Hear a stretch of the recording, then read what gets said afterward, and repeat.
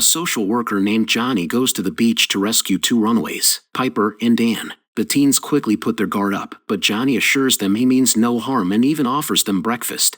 When Piper reaches for the food, Dan stops her, worried it might be poisoned. Johnny praises them for being cautious and takes a bite himself to prove it's safe. Piper starts eating, and Johnny tries to convince them to come to the shelter, telling them about the things it offers. Piper seems interested, but Dan is worried she'll be sent back to her stepfather. The two try to leave, but Johnny stops them, saying they're just a private group that wants to help, not the government. Dan eventually agrees, and they follow Johnny to a white van. Suddenly, two men, Mike and Ivan, grab the teens and shove them into the van. Before it drives off, Johnny peels off the fake shelter logo. He then calls a woman named Milena to report about the teens, but she complains they need healthier kids, not homeless ones. Meanwhile, Catherine comes home from jogging and calls for her daughter, Emma. She notices a locket around Emma's neck, and Emma shows her the pictures of her late father inside. Catherine worries Emma might still be sad, but Emma assures her that a year has passed and she's doing all right. They have breakfast together, then Catherine takes Emma to the mall. She meets Emma's friend Courtney and leaves the two girls to hang out. As she drives off, Catherine notices in her mirror that two guys approach the girls. Courtney kisses one of them, and it is Johnny, the guy from earlier. She then calls out to the other guy, Adam, and introduces him to Emma. When Catherine calls to check in, Emma brushes her off quickly. Catherine lets it go and continues to work, where she notices a missing person poster of Piper. She ignores it and speaks with her boss, Tom.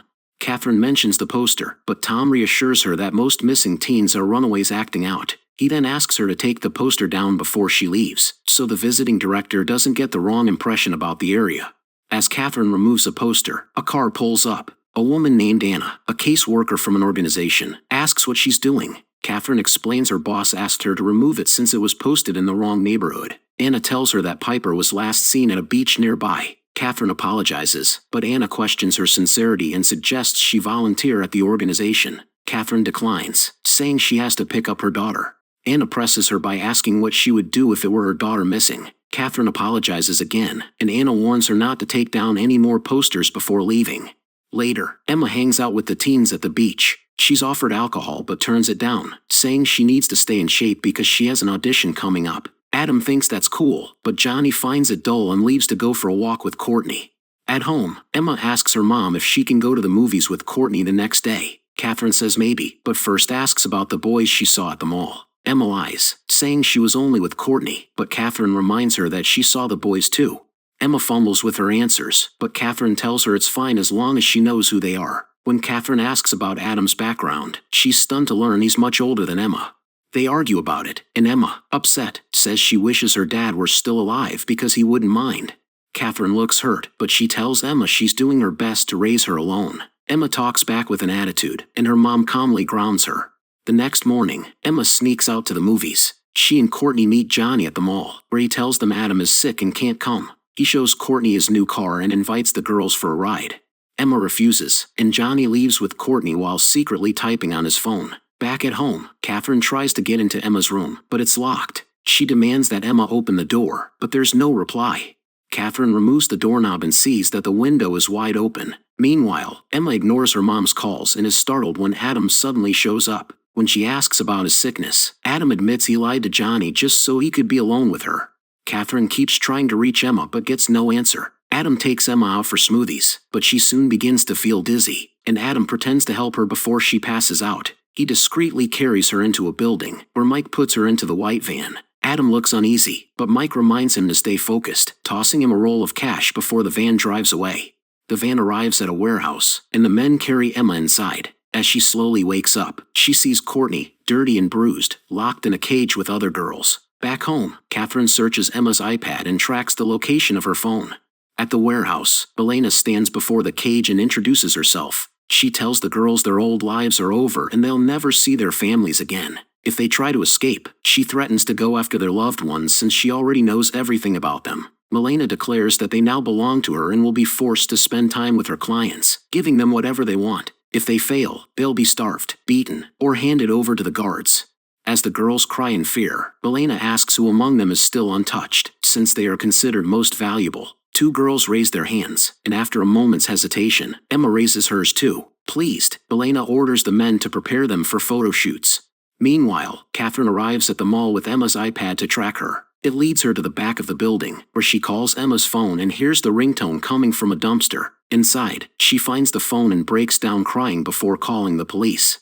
Detectives Richmond and Cordoba arrive, but they explain there's little they can do since Emma hasn't been missing for 24 hours yet. They can only take Catherine's statement and put Emma's information on their website. Catherine rushes home, hoping Emma might be waiting there, but the house is empty. At the warehouse, the girls are forced into bikinis and chained in a line. Johnny prepares the photo area and orders them around. Courtney is called first and begs Johnny to let her go, but he shoves her aside and steps behind the camera. When she refuses to pose as instructed, Johnny signals Ivan, who punches her in the stomach to make her comply. Once Courtney is done, it's Emma's turn. While she is being lined up, Catherine spends the whole day calling friends and searching for clues. She suddenly remembers the business card Anna gave her and decides to call. Anna urges her to visit the office. At the warehouse, Emma and Piper finally talk and introduce themselves. Emma suggests they try to escape, but Piper warns her, sharing a grim story about a girl who died trying. Catherine arrives at Anna's office and is struck by the walls covered with missing person posters. Anna explains that the police won't do much, it's up to them to find the missing teens. She asks Catherine if Emma has been seeing any boys recently, and Catherine mentions Adam. Anna explains that some men, called Romeos, pretend to be friendly to gain girls' trust and then lure them away.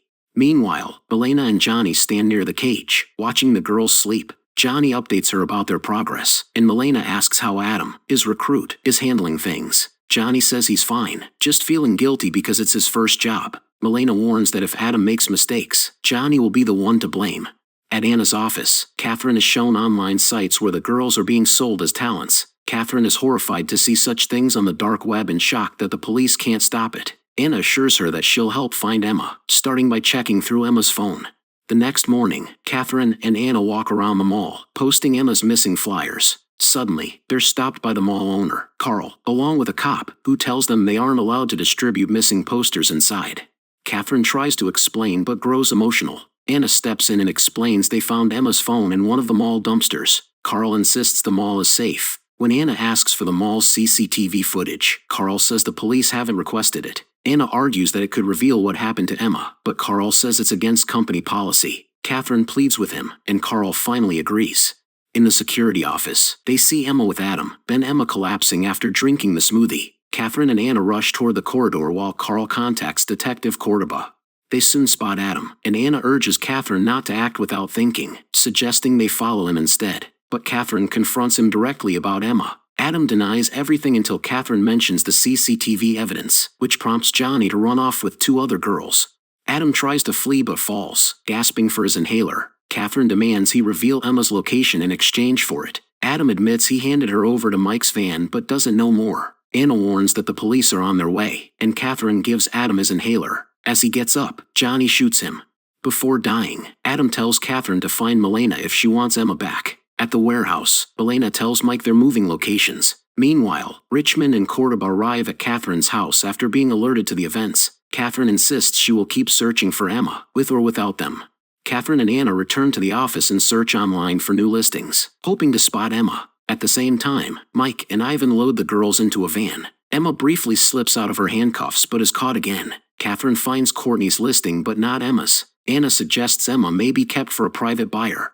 Catherine decides to pose as a buyer and asks Anna to arrange a meeting for Courtney. They arrive at a motel, where security carefully checks each buyer's identity. Anna warns Catherine to stay cautious, or else she and Emma could both be in danger. Catherine realizes Anna was once one of the girls herself, and Anna opens up about her own past, when she was only 14.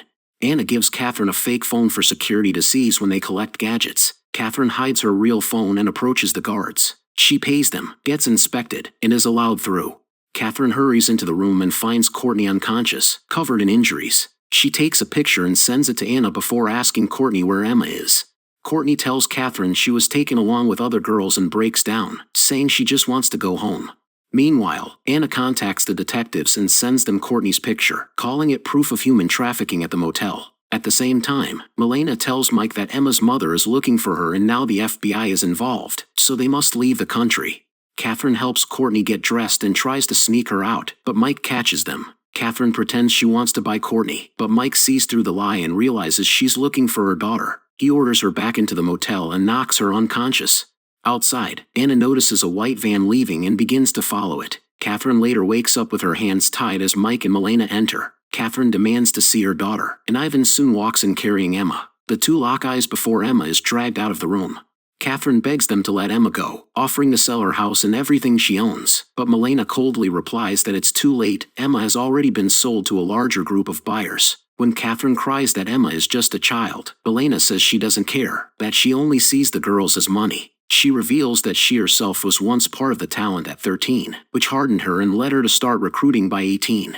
Desperate, Catherine offers herself in exchange for her daughter's freedom, but Milena isn't interested. Instead, she wants to know what Catherine has told the police. Catherine insists she hasn't spoken to them, but Milena doesn't believe her and orders Ivan to hurt Emma.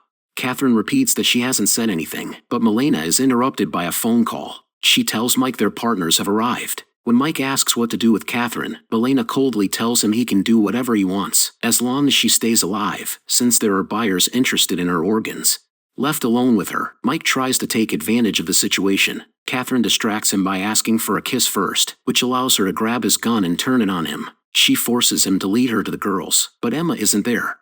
Suddenly, Emma's cries are heard outside as Milena drags her away. Catherine strikes Mike and runs out, aiming the gun at Milena. In the chaos, Milena shoves Emma into Catherine's arms, and the gun falls to the ground. Milena sneers and begins to reveal what she intends to do with Emma now that Catherine has interfered, but before she can act, Emma picks up the gun and shoots her. Milena collapses just as the police arrive. A violent shootout erupts between the police and Milena's men until the gunfire finally ceases. Catherine clutches Emma tightly in her arms as the authorities rescue all the girls. Did you like our movie recap? Please don't forget to like and subscribe to our channel. To be updated for new movie recaps, hit the notification bell.